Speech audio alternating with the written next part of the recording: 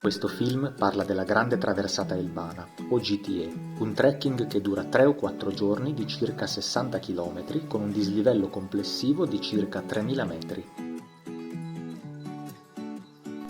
Il percorso inizia in spiaggia, a Cavo, una località raggiungibile in pochi minuti di traghetto veloce. Certo, sono pochi ma si fanno sentire per chi soffre il mare. Lasciata la spiaggia, inizia una salita che ci accompagnerà per lunghe lunghe ore.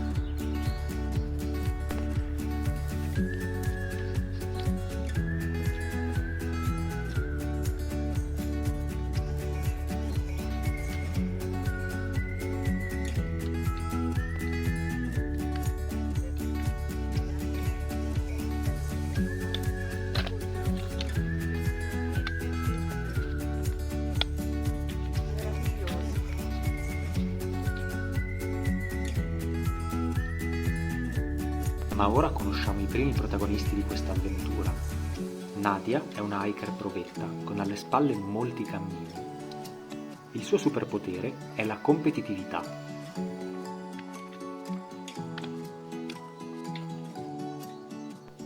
Maria Luise invece ha alle spalle un cammino di Santiago e non vede l'ora di attraversare l'isola d'Elba con Nadia, sua figlia. Il suo superpotere è il DNA sudtirolese.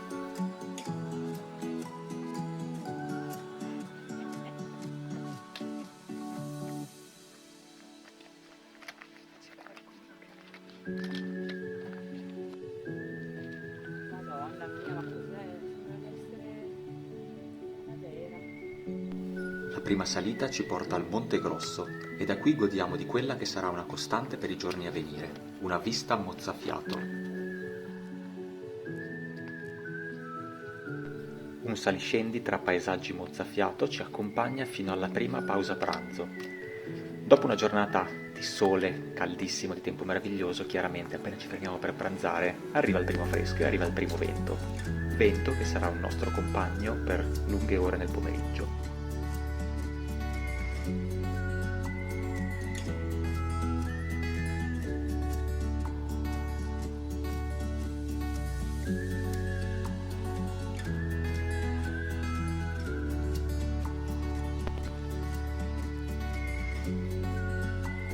Ed ecco il terzo protagonista del nostro viaggio. Questo sono io, Patrizio, il regista. Il mio superpotere è la meticolosa pianificazione.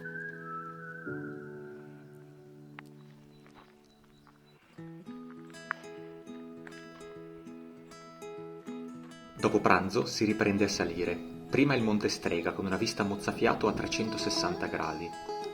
Una cosa a cui non si pensa spesso è che un'isola ha il mare da tutti i lati, ed essere in una posizione sopraelevata, con mare, montagne, spiagge e boschi su ogni lato, lascia senza fiato.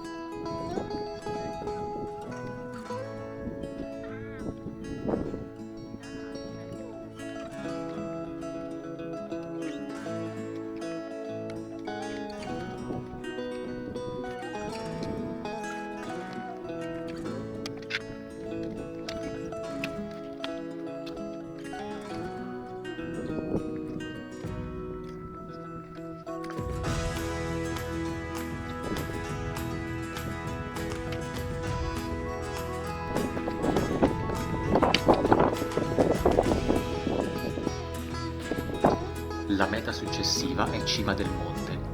Vento forte, viste incredibili e sentieri sui crinali rendono la parte sino alle antenne bellissima, ma anche impegnativa.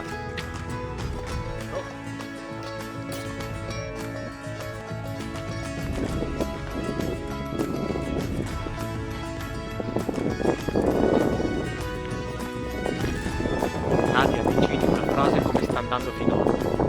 Bene.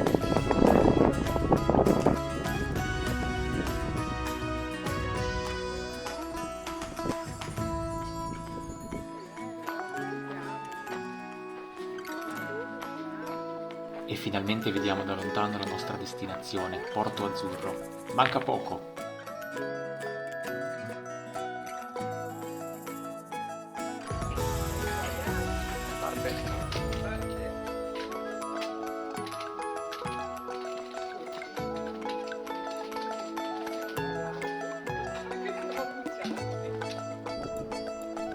La partenza del secondo giorno ci vede carichi e motivati, frutto di riposo, una pizza e una bella dormita.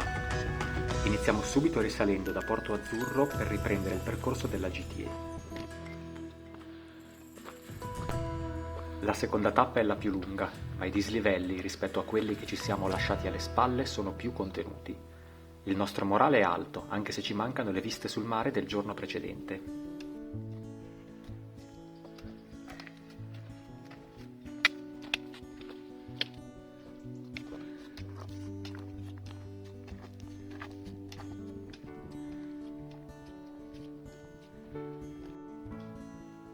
Come da tradizione la nostra pausa pranzo avviene nell'unico momento in cui un caldo sole, che ci aveva accompagnato tutta la mattina, ci saluta. Fortunatamente tornerà dopo poco.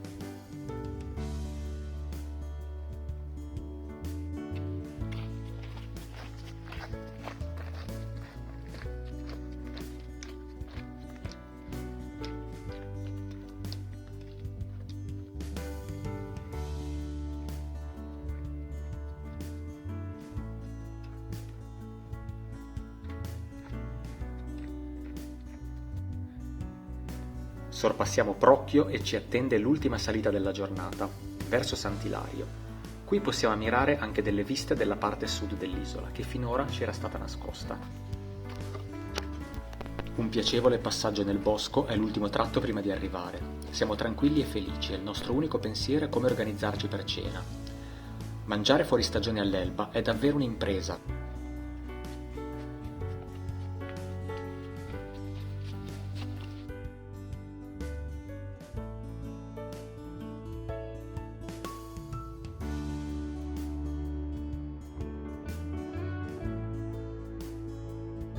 Il terzo giorno inizia con la salita più dura del trekking, ma quello che troviamo una volta arrivati ci fa dimenticare la fatica.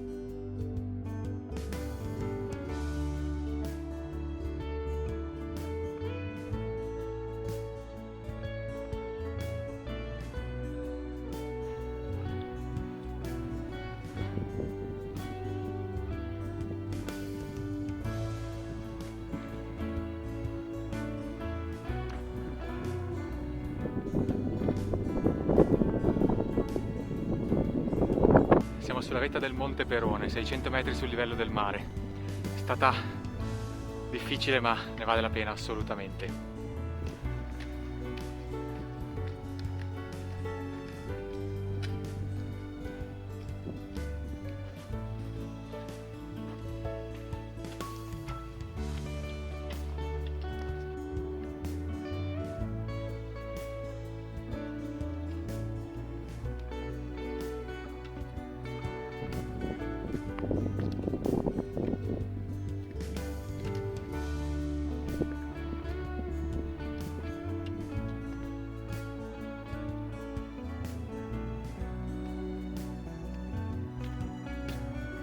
Dopo il Monte Perone, un passaggio magico attraverso il Santuario delle Farfalle ci conduce alla base della vetta del Monte Capanne, il monte più alto dell'isola d'Elba. Da qui in poi è solo discesa per noi.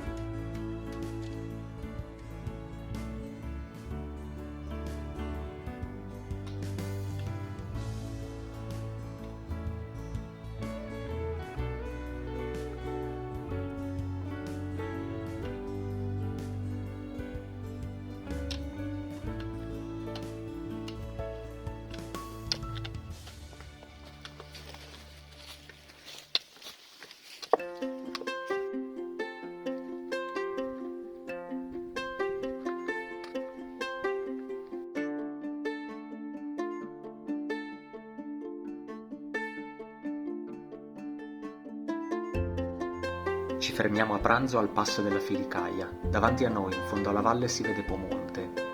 In un paio d'ore la nostra GTA sarà finita.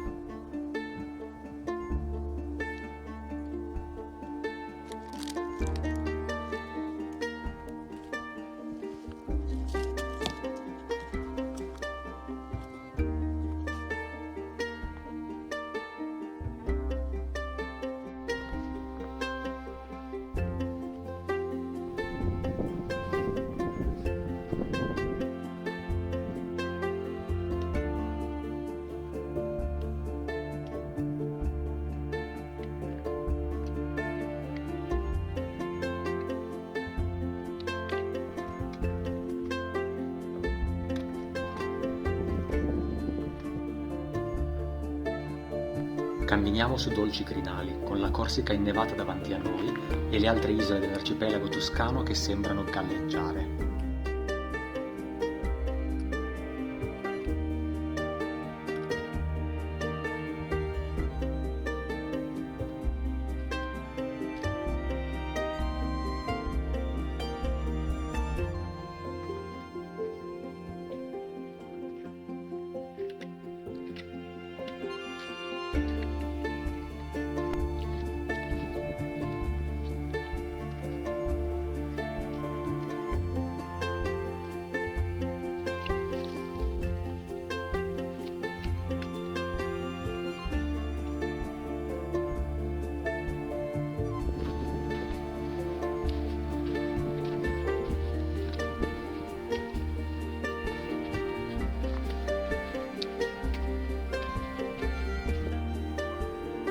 Una ripida discesa attraverso le vigne ci porta a destinazione. Siamo stanchi ma trabordanti di emozioni.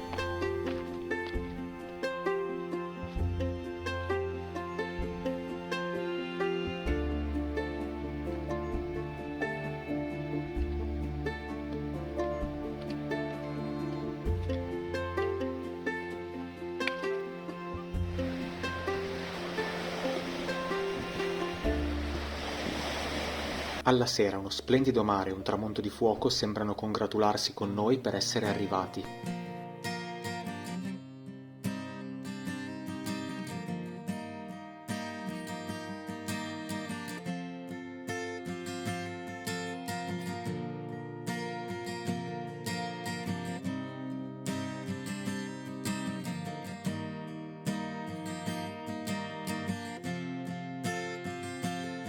Torna a Portoferraio in bus, attraversando tutta la costa nord dell'isola.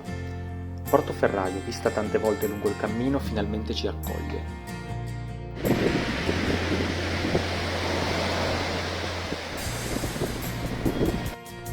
Ma qui la sorpresa. Per il forte vento tutte le navi sono cancellate.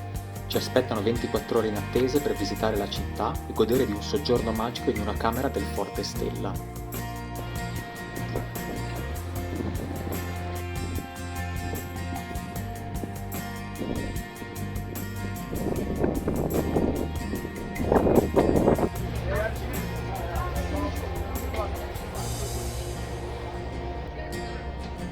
E finalmente, con un giorno di ritardo, una movimentata ora in traghetto chiude questa magnifica avventura.